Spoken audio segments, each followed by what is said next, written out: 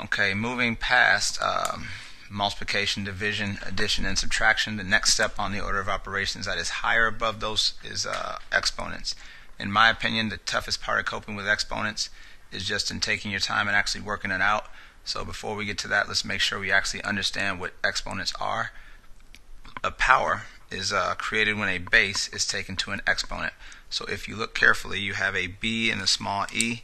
Your base is the actual big number. Your exponent is the small number that floats up here. This whole thing is called a power. So again, the whole thing is called a power, and a power is made up of a base and an exponent. Again, in this power, b represents the base, e represents the exponent. What the exponent does is it tells us how many times to expand the base through multiplication. So some real quick examples of what you're looking at. Whenever you see 4, as we say 4 to the third, what that means is take this base and expand it by multiplying it 3 times. So that turns into 4 times 4, times 4. And notice that we now have 1, 2, 3 4s being multiplied. And you take your calculator and simply go 4 times 4 times 4, which gives us 64. Alright, 2 to the 5th means take the base of 2, expand it 5 times through multiplication. 2, 2, 2, 2, and 2. Working this out, 1, 2, 3, 4, 5 2s is 1, 2, 3, 4, 5 equals 32. 3 to the 4th, again, means take the base of 3 and expand it 4 times. So 1, 2, 3, 4. Again, writing that out and then typing that in, 1, 2, 3, 4 3s gives me the number of 81. Alright. When it comes to the placement of order of operations or into order of operations, exponents again should be simplified before working out any kind of multiplication, addition, and subtraction. It's easy to understand because when you see exponents in a problem with order of operations, it just looks weird. Think about what we just saw in the last presentation. We just had numbers and pluses, minus, and multiplied and divided by. This little 2 just throws off everything. And that is why it's easy to understand that you do your exponents first, because if there's any floating numbers, as I call them, or any exponents in the problem, you have to simplify that part first. So again, notice that the exponent in the problem throws off what we're used to seeing, and that is a sign that we should simplify first. 3 squared means expand 3 2 times. 3 times 3, which turns into 9. Now you turn that 3 into a 9 and you work it out the way that you would normally do it. And now that the exponent is gone, again, it looks like what we saw in our last lesson, and we simply look for the teachers, multiply or divide, and then feed the students in the order of which they are lined up. The best way to simplify exponents is to do the scratch work off to the side. You'll see me do that today. This keeps us from confusing our actual work and allows us to stay on track. So some examples of problems with exponents in them. And this is a very quick thing, because again, as long as you are strong on your multiplication, division, addition, and subtraction, this really isn't that bad. All you have to do is scan and say, does it look right first? So we're not looking for teachers. The first thing we look in is to say, hey, does this problem look fine? And to me, that needs to be fixed because there's a little bitty 3 floating there. So what we're going to do is go off to the side, expand my 2 3 times, figure out what the heck it equals, which is 8, and we will turn this into 50 minus 4 times 8. Now that all the floating numbers, exponents are gone, we do it the way we did before. Look for your teachers. There's my teacher, so we end up with 50 minus 32. And then 50 minus 32 is, if you don't know, you can type that in and find out that your answer is 18. Okay? I will show you how to check this tomorrow, but not today, because I need to make sure you keep your foundation, your work right. Again, I recommend today that every time you have a power that you do your work off to the side to make sure that you are understanding what 2 to the third is. What a lot of students do when they see 2 to the third is they think 2 times 3, which is 6, and it throws everything off. So again, take that power off to the side so at least in your own brain you're learning to view it in a certain way. Look at the second problem, 5 times 2 squared, that's what we call 2 squared, divided by 2 plus 8. Again, looking and making sure it looks right first, that needs to be dealt with. 2 squared means take 2 and expand it twice. of course we know that turns into a 4. So 5 times 4 divided by 2 plus 8. Looking for teachers, there's one right there, 20 divided by 2 plus 8. Looking for teachers, there's one right there, which is 10 plus 8, and then gives me the final answer of 18. Let me check that off to the side on my own calculator without showing you what to do. Again, I'll show you how to do that tomorrow. And yes, it is right. Again, I will show you later. You just make sure you take your exponents and work them out off to the side. Last one on this portion of the presentation. 7 plus 2 to the third minus 6 divided by 3, etc. Again, the first thing I see is that 2 to the third needs to be worked out. Now, I will give you this advice or this hint. You can, as long as they are just simply powers, you can actually substitute both of those at the same time. So I'm going to turn 2 to the third by going 2 times 2 times 2, which is 8. And I'm going to also do 4 squared off to the side, which is, as we know, 16.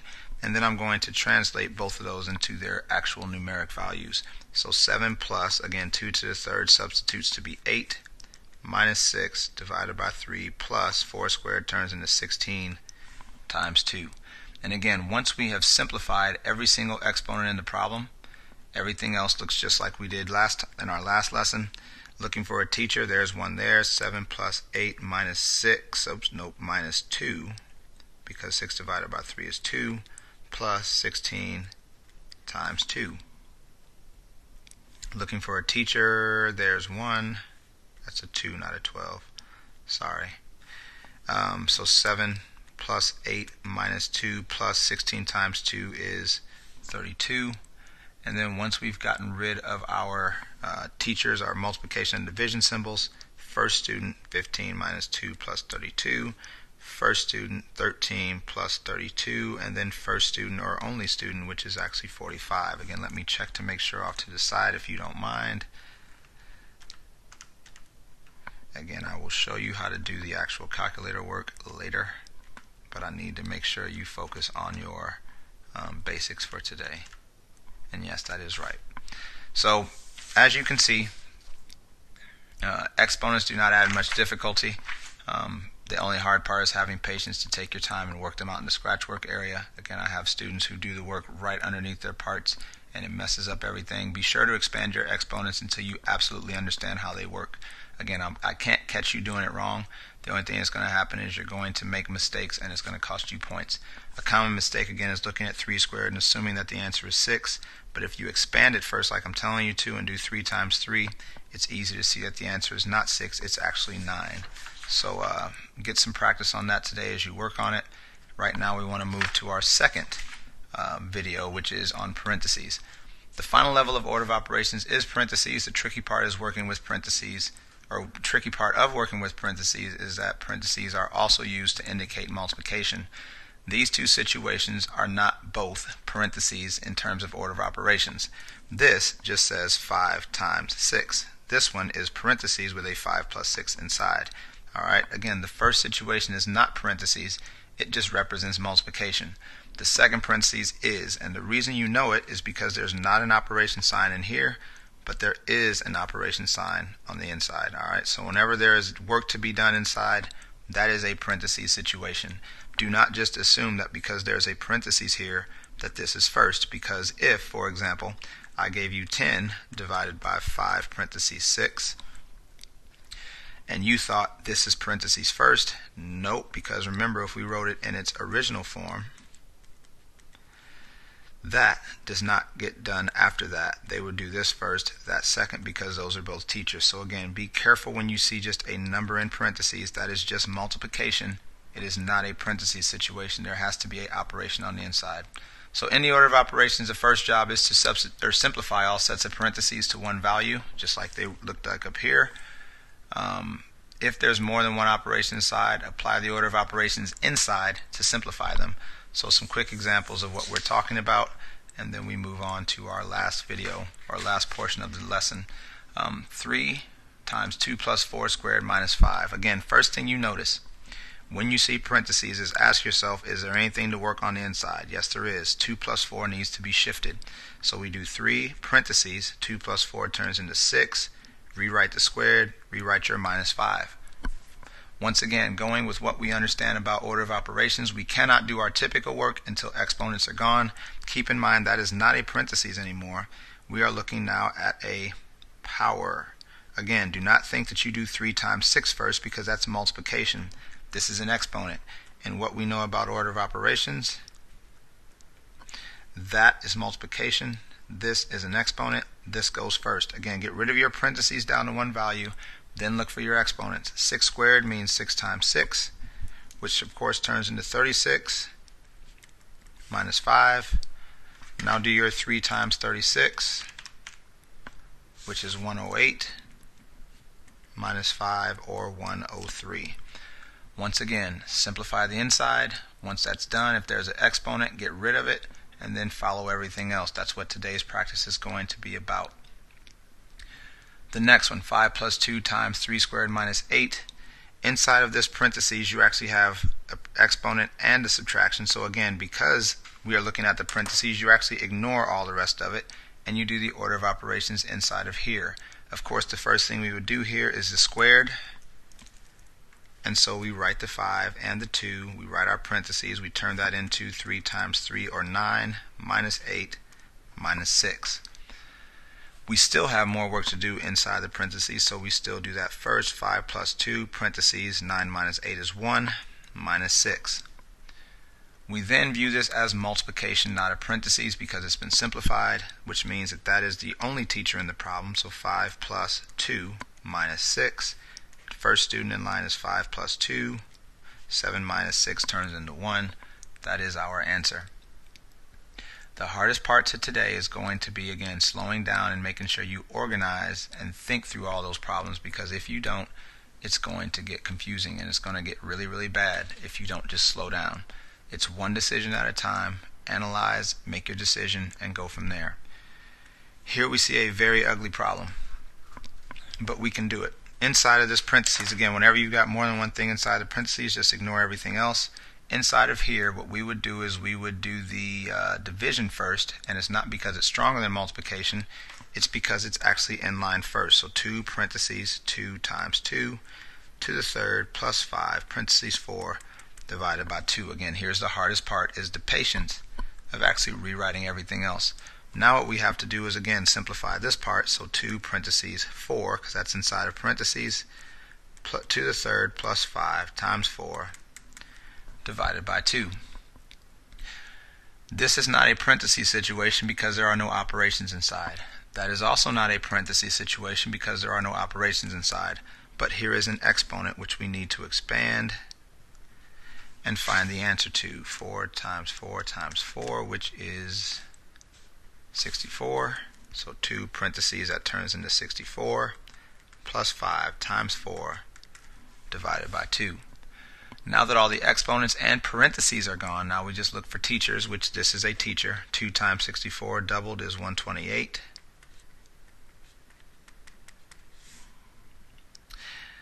Looking for teachers, here's 1, 5 times 4. Once again, looking for teachers here, there's 1. And then lastly, adding that part that we have there.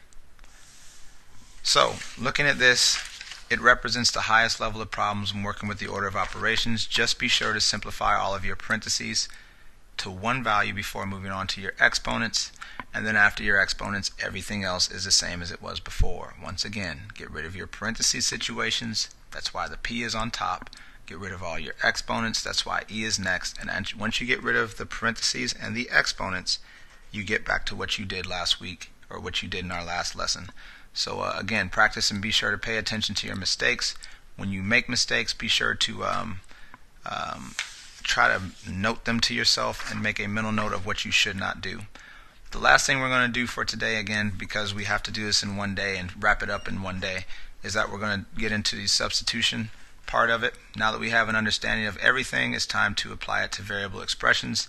All of these variables, in these problems, variables are going to be assigned values using the following system.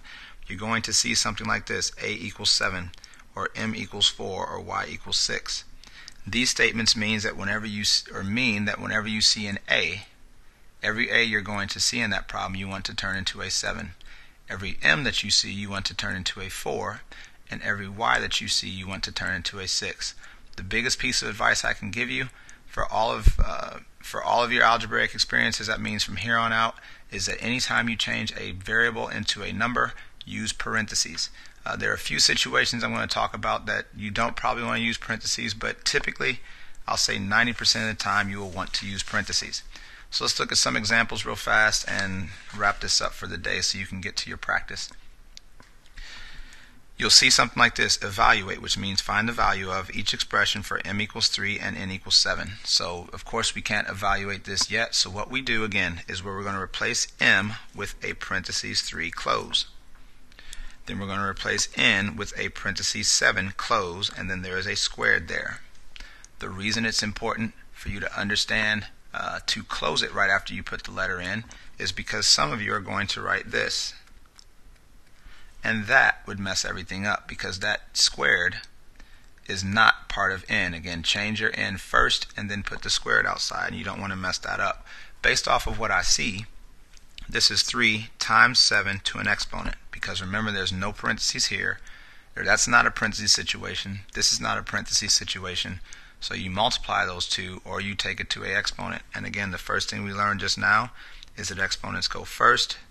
So you end up with 3 times 49, which is, I believe, 150 minus 3, or 147, if you're doing that work. Again, the trickiest part of that problem is this squared gets done first because exponents are above the multiplication that's going on in between those parentheses. When you look at this one, here's one of those situations where I would not use parentheses. And the reason I would not use parentheses is because these are just two numbers already inside of parentheses, and I don't want to write this because that looks very, very confusing. What I want to do instead is say, you know what, I know those two things are being multiplied, and I know Mr. Bradley told me not to use dots or multiplication symbols, but I am going to write 3 times 7 close squared because that makes more sense to me, and it's not nearly as confusing as that. So the reason I did not use parentheses here is because they're already inside of parentheses, and I don't want to confuse myself anymore. Here, 3 times 7 is already inside of parentheses, which means that we don't care about the squared. We do 21 squared, which is 441. The trick on that is that 21 squared is the opposite of 12 squared, because 12 squared is 144, 21 squared is 441. It's just a number trick you can use for yourself if you happen to see it at some point.